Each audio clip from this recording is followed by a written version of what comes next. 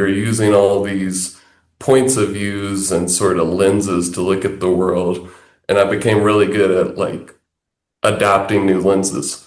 So I was, one of the first books I read in finance was The Adaptive Market Hypothesis by Andrew Lowe. I mean, just a brilliant book, but just like gives you the overlay of like finance as a whole from the capital markets perspective, but also kind of how do you take on these viewpoints that people are actually institutionally trading with?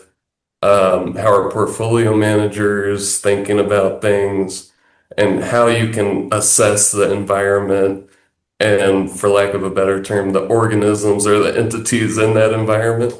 And everything just clicked for me. Then I was like, all right, so there's this quantitative side to it.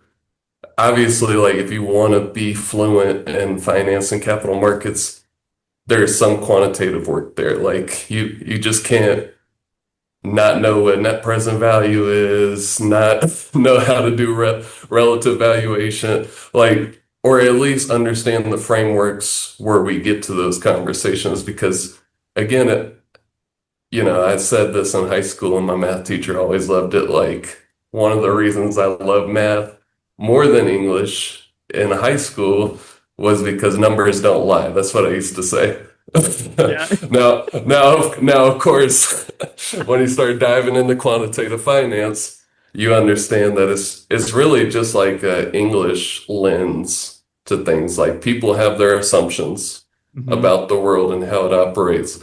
So they're building what I'll call just their foundational models before the equations even enter the scene, before you get to the Excel page or anything like that.